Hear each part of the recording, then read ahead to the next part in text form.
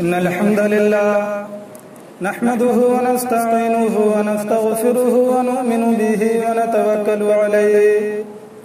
ونعوذ بالله من شرور أنفسنا ومن سيئات أعمالنا من يهده الله فلا مضل له ومن يضلل فلا هادي له ونشهد أن لا إله إلا الله وحده لا شريك له ونشهد أن محمدًا عبده ورسوله يا أيها الناس اتقوا ربكم الذي خلقكم من نفس واحدة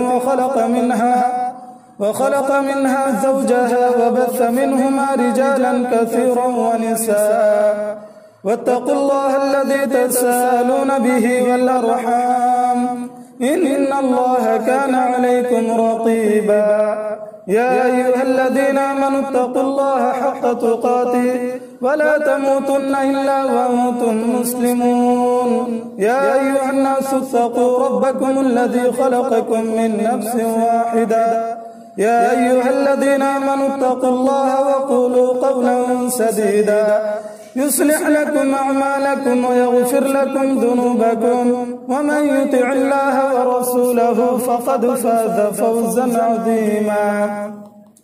أما بعد فإن خير الحديث كتاب الله وخير الهدي هدي محمد صلى الله عليه وسلم وشر الأمور محدثاتها وكل محدثة بدعة وكل بدعة ضلالة وكل ضلالة في النار أعوذ بالله من الشيطان الرجيم بسم الله الرحمن الرحيم يوم نقول لجهنم هل امتلأت وتقول هل من مزيد وأزلفت الجنة للمتقين غير بعيد هذا ما توعدون لكل أواب حفيظ من خشي الرحمن بالغيب وجاء بقلب منيب ادخلوها بسلام ذلك يوم الخلود لهم ما يشاءون فيها ولدينا مزيد قال الله تبارك وتعالى في القرآن المجيد والفرقان الحميد أعوذ بالله من الشيطان الرجيم وقال الرسول يا رب إن قوم اتخذوا هذا القرآن مهجورا وقال النبي صلى الله عليه وسلم خيركم من تعلم القرآن وعلمه محترم حاضرین جمعہ بزرگوں ہم عمر دوستوں پیارے بچوں ملت اسلامیہ کے نوجوانوں پردہ نشین خواتین حضرات ملت اسلامیہ کی ماں اور بہنوں سب سے پہلے رب کائنات کی حمد و توصیف کبریائی و بڑائی حمد و ثنا اور ہر قسم کی تعریف اس رب العالمین کے لیے لائق و زیبا ہے جو پروردگار اپنی طرف سے جس کو چاہتا ہے اپنی کتاب قرآن کریم کی ہدایت دیتا ہے اور جس کو چاہتا ہے اس سے محروم رکھتا ہے وہ پروردگار جو اپنے بندوں میں سے جس کو چاہتا ہے قرآن کریم کی فہم و تفہیم سمجھ بوجھ عطا فرماتا ہے اور جس کو چاہتا ہے اس سے محروم کرتا ہے پھر تمام انبیاء کرام علیہ السلام پر بالخصوص ہمارے اور آپ کے پیارے نبی محمد صلی اللہ علیہ وسلم پر لاکھوں کروڑوں درود و سلام ہو جس پر اللہ تبارک و تعالیٰ نے قرآن کریم جیسی مقدس کتاب کو نازل فرما کر ہادی اور مبشر بنا کر ہم تمام کی طرف مبعوث فرمایا پڑھیے اللہم صلی علیہ اللہم بارک علیہ حاضرین جمعہ ابھی میں نے آپ کے روبرو خطبہ مسنونہ کے بعد قرآن کریم کے ایک آیت کی تلاوت کی وقال الرسول یا ربی ان قوم اتخذوا هذا القرآن مہجورا اس آیت کریمہ کے اندر اللہ تبارک و تعالیٰ نے امت مسلمہ کو سبق یاد دلایا اس بات کی تاکید کی اور اس بات سے ڈرایا دھمکایا کہ امت مسلمہ اے امت محمدیہ یاد رکھو کہ جس پروردگار نے اپنے پیارے نبی محمد صلی اللہ علیہ وسلم پر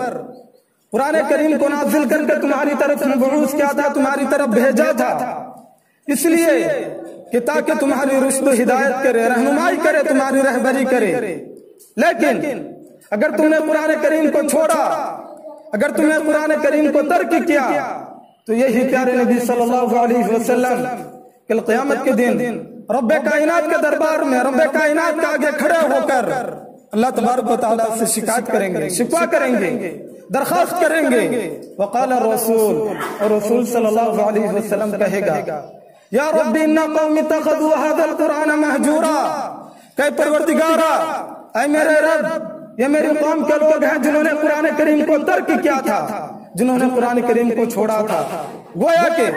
اس آیت کریمہ کو نازل کرنے کا مقصد، اور اس آیت کریمہ کو نازل کرنے کے بعد ہمارے اور آپ کے پروردگار نے ہمیں اور آپ کو یہ پیغام دیا کہ قرآن کریم کو کبھی نہ ترک کیا جائے، قرآن کریم کو کبھی چھوڑا نہ جائے۔ یقیناً آج ساری دنیا جانتی ہے، میں بھی جانتا ہوں، آپ بھی جانتے ہیں کہ قرآن کریم کتاب اللہ تبارک و تعالیٰ کی کتاب ہے، اور ایک ایسی کتاب ہے کہ اللہ تبارک و تعالیٰ نے انسان کے پیدا ہونے سے لے کر مرنے تک اور تا قیامت کی صبح تک انسانوں کو اور دنیا کو جتنے بھی مسائل کا سامنا کرنا پڑے، انسان کے سامنے اور دنیا کے سامنے جتنے بھی مسائل ہوں، جتنے بھی چیلنجز ہوں، اس کتاب کے ذریعے ایک انسان مقابلہ کر سکتا ہے، اور اس کتاب کے ذریعے انسان اپنی تمام زندگی کے مسائل کو ایک ایک کر کے حل کر سکتا ہے۔ اور اگر یہیں پر انسان اور بالخصوص مسلمان قرآن کریم کو ترک کر دے، قرآن کریم سے غافل رہے، قرآن کریم کو چھوڑ دے، تو یقیناً انسان اپنی زندگی کے تمام شعبے میں ایک ایک قدم پر در در کی ٹھوکریں کھائے گا، اور ان کے سامنے ہزاروں نہیں بلکہ لاکھوں کروڑوں کی تعداد میں مسائل درپیش ہوں گے، چیلنجز آئیں گے، اور ایک مسئلے کو بھی حل نہیں کر سکتا ہے۔ اسی لیے قرآن کریم کو اللہ تبارک و تعالیٰ نے مسلمانوں کے لیے، انسانوں کے لیے، تمام بنی نوع انسانی کے لیے، آدم علیہ السلام کی جتنے بھی بیٹے اور بیٹیاں ہیں، جتنے بھی اولاد ہیں، چاہے وہ مسلمان ہوں، کافر ہوں، ہندو ہوں، تمام کے لیے اللہ تبارک و تعالیٰ نے قرآن کریم کو نازل کیا۔ نازل کرنے کے بعد اللہ تبارک و تعالیٰ نے قرآن کریم کی حفاظت کی ذمہ داری بھی خود اپنے سر پہ لی ہے۔ اللہ تبارک و تعالیٰ نے قرآن کریم کے اندر کہا، اِنَّا نَحْنُ نَزَّلْنَا الذِّكْرَ وَإِنَّا لَهُ لَحَافِظُونَ، کہ بے شک ہم نے قرآن کریم کو نازل کیا اور ہم ہی اس کی حفاظت کرنے والے ہیں۔ آپ آج دنیا کے اندر دیکھتے ہوں گے بہت ساری کتابیں لکھی گئی ہیں، اتنی زیادہ کتابیں لکھی گئی، اتنی تعداد میں لکھی گئی کہ اگر آپ ان کو گننا چاہیں تو انسان اپنے دماغ سے تو دور کی بات، اگر اپنے کمپیوٹر سے بھی ان کو گننا چاہیں تو ناممکن ہے، گن نہیں سکتا، اتنی کی تعداد میں آج دنیا کے اندر انسان کتابیں لکھتے ہیں۔ لیکن آپ کو تمام کتابوں کے اندر پہلے صفحے پر مقدمے کے اندر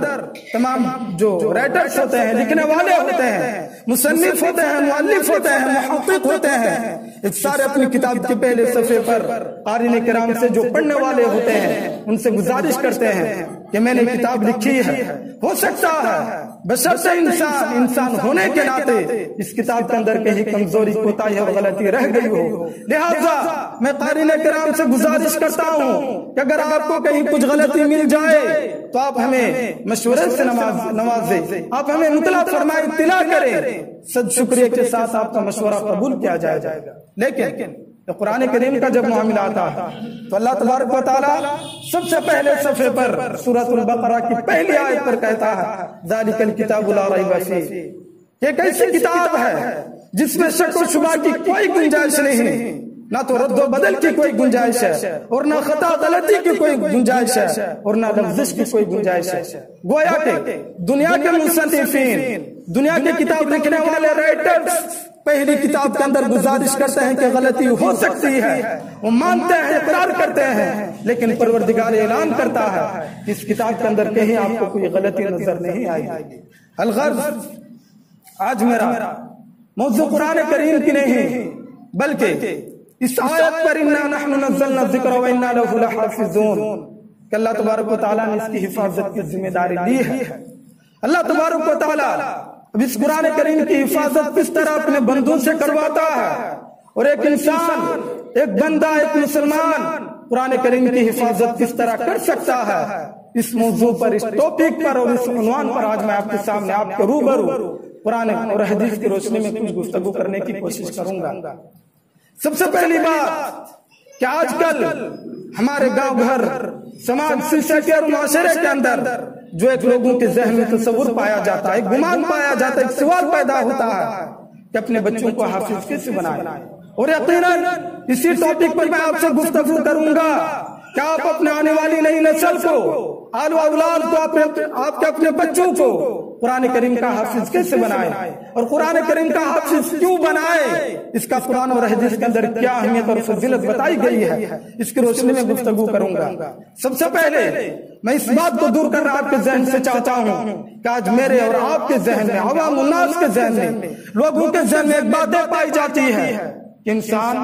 اگر حافظ بن جاتا ہے، کسی بھی خاندان سے ہو، اگر ایک حافظ قرآن ہو جاتا ہے تو خاندان کی 7 پشت تک اس کی مغفرت کر دی جائے گی، یا تمام خاندان والوں کی مغفرت کر دی جائے گی اس کے عوض اس کے بدلے میں، یا پھر خاندان کے 7 افراد کی مغفرت کر دی جائے گی۔ بات ایسے نہیں، یہ بات اپنے ذہن میں رکھیں، اور ساتھ ہی ساتھ میں جب آپ کے سامنے قرآن اور حدیث کی روشنی میں، صحیح حدیث کی روشنی میں حافظ قرآن کی فضیلت بیان کروں گا تو خود آپ تمیز کریں گے، فرق کریں گے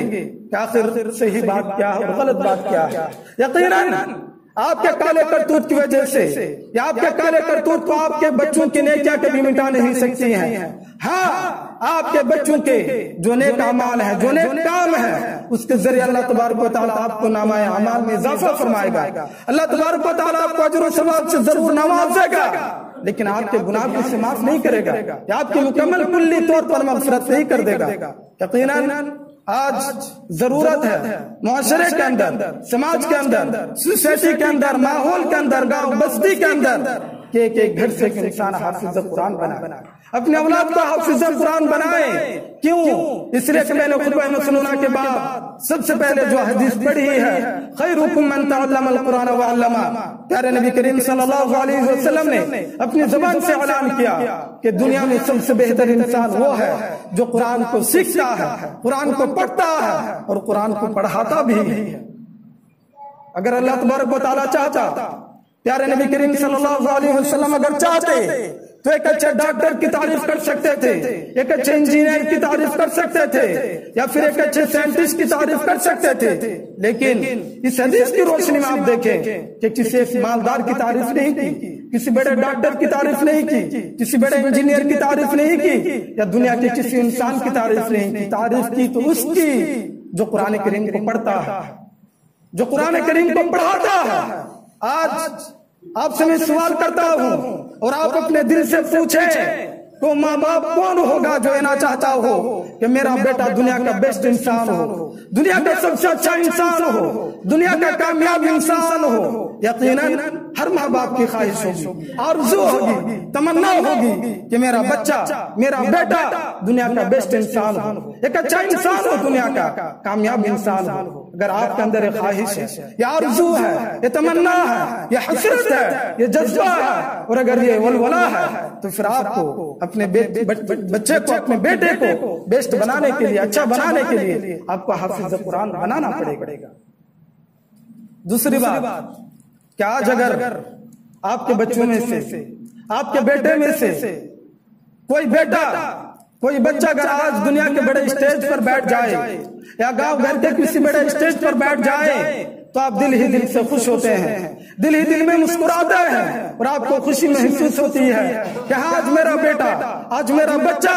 فلاں اسٹیج پر بیٹھا ہوا تھا۔ اگر آج آپ کا بیٹا کوئی اچھا جاب حاصل کر لیتا ہے، اچھی نوکری اگر ان کو مل جاتی ہے تو آپ دل ہی دل میں خوش ہوتے ہیں، دل ہی دل میں مسکراتے ہیں کہ ہاں میرے بیٹے کو اچھا جاب ملا ہے۔ اگر آج آپ کا بیٹا کسی بڑے لیڈر کے ساتھ ان کا اٹھنا بیٹھنا ہوتا ہے، کسی بڑے آدمی کے ساتھ ان کا رہنا ہوتا ہے تو آپ دل ہی دل میں خوش ہوتے ہیں۔ لیکن اس وقت کا کیا کہنا جب پروردگار آپ کے بیٹے کو فرشتوں کے ساتھ کھڑا کرے گا؟ اللہ کے نبی نے کہا الماہر بالقرآن مع السفرۃ الکرام البررہ، وہ انسان جو قرآن کا ایکسپرٹ ہوتا ہے، جو قرآن کا ماہر ہوتا ہے، وہ انسان، وہ حافظ قرآن کل قیامت کے دن فرشتوں کے صف میں کھڑا ہوگا، کل قیامت کے دن فرشتوں کے ساتھ کھڑا ہوگا۔ اس وقت آپ کی خوشی کا کیا کہنا ہوگا؟ اگر آج آپ کا بیٹا دنیا کی کسی اسٹیج پر بیٹھتا ہے تو آپ کو خوشی ہوتی ہے، ممبر پر چڑھتا ہے تو آپ کو خوشی ہوتی ہے کہ میرا بیٹا ممبر پر چڑھ کر 10 لوگوں کے سامنے تقریر کرتا ہے.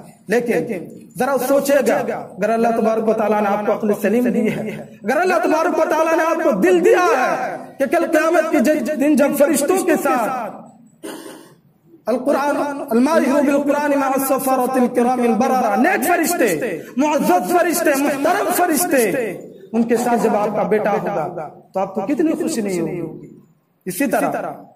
قرآن کریم کو پڑھانا ضروری کیوں ہوتا ہے؟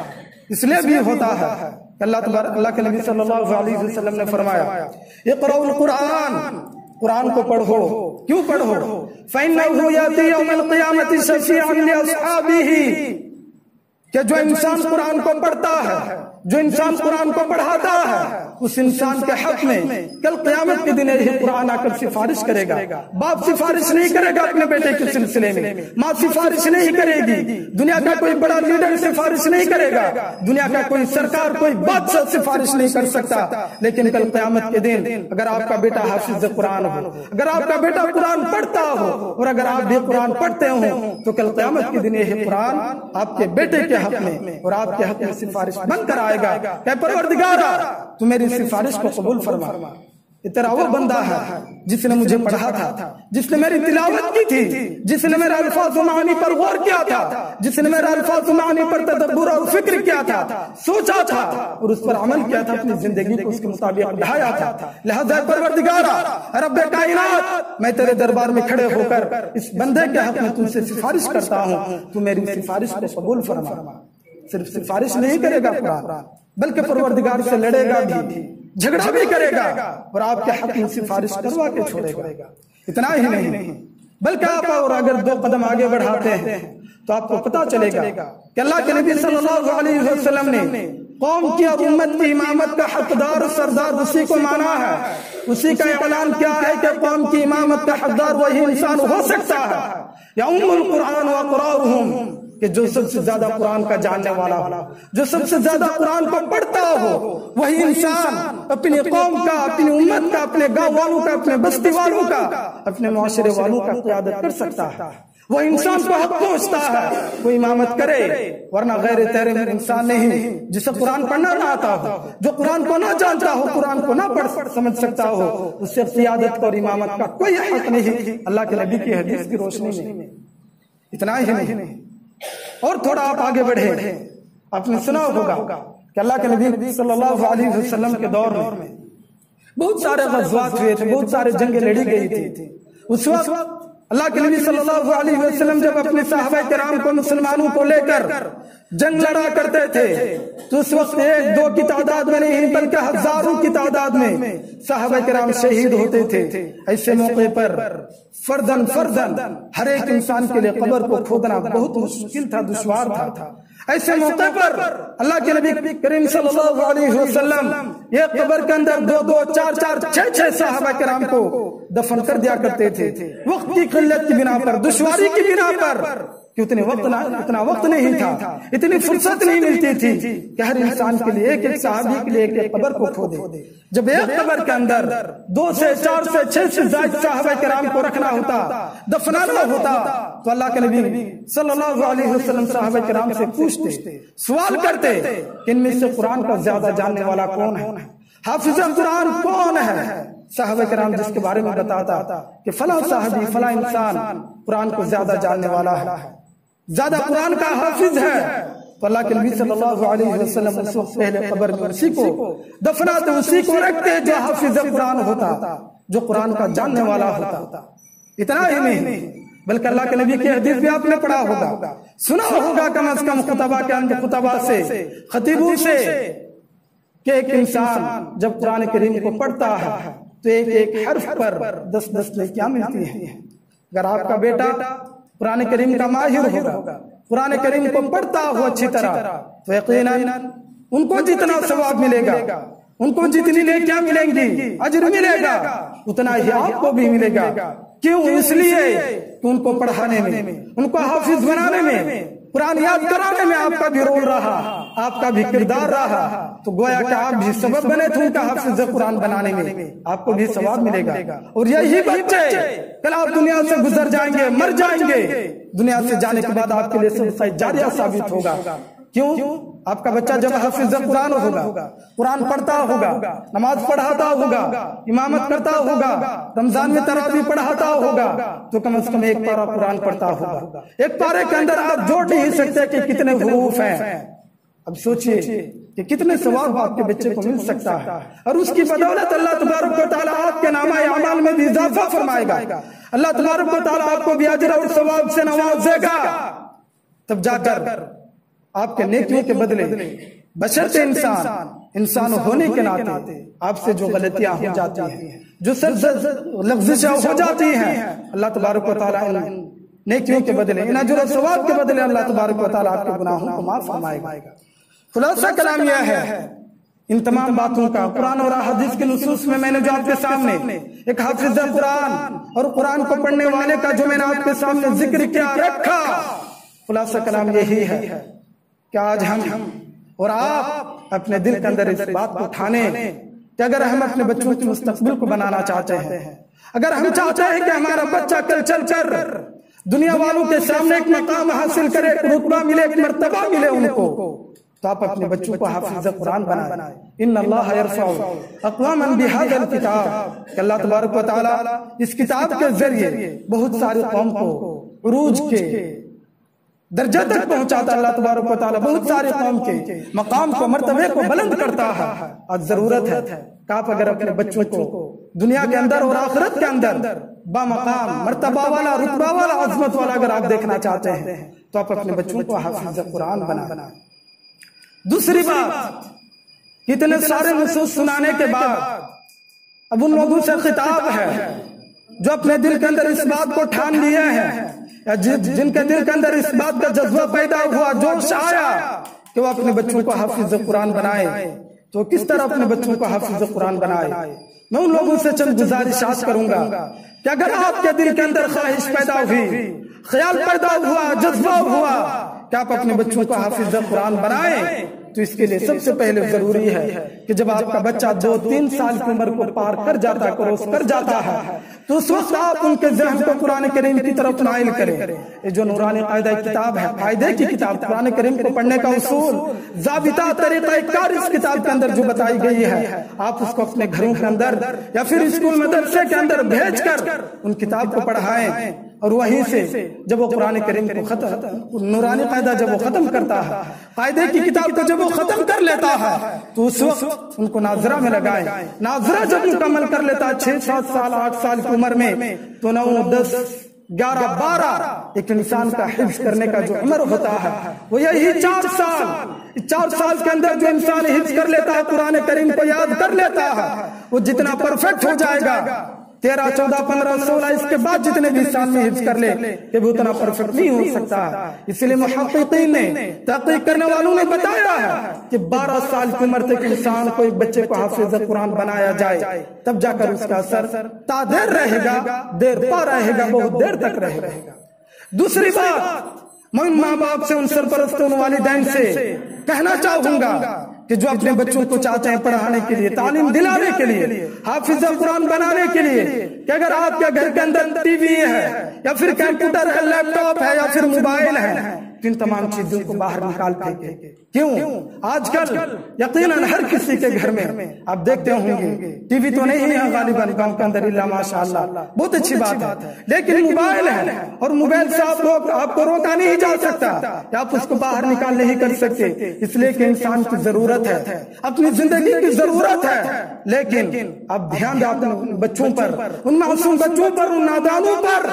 جو ابھی 5 6 7 8 سال کی عمر کو پہنچتے ہیں۔ ہم نے دیکھا بہت سارے ماں باپ کو، بہت سارے گھروں کے اندر کہ موبائل کے اندر جو کارٹون ہوتا ہے یا پھر سیریل ہوتا ہے، یہ بچے بہت ذوق و شوق کے ساتھ ماں باپ کے ساتھ سو کر بیٹھ کر، یا پھر جب بچہ روتا ہے ان کا ہاتھ میں موبائل دیکھ کر کارٹون دیکھنے کے لیے دیتے ہیں۔ محققین نے بتایا ہے، اطباء نے، ڈاکٹروں نے بتایا ہے تجزیہ کرنے کے بعد کہ جب ایک انسان چھوٹی عمر میں جب ایک کارٹون کو دیکھتا ہے، کارٹون کو دیکھنے کے بعد مستقل 2 گھنٹہ ان کا مائنڈ ڈسٹرب ہو جاتا ہے، ان کا دماغ مستقل 2 گھنٹہ تک پڑھنے کی طرف رجحان نہیں جاتا ان کے دماغ کا. بہت بڑا نقصان ہے اس سے. آپ اپنے بچوں کو روکے کارٹون سے، سیریل سے، موبائل سے، تب جا کر آپ اپنے مقصد میں، اپنے جذبے میں، اپنے ولولے میں کامیاب ہو سکتے ہیں. ورنہ مشکل ہی نہیں بلکہ ناممکن ہے. یہ خواب آپ کا خواب ہو کر رہ جائے گا کہ بھی اس کو آپ پورا نہیں کر سکتے ہیں.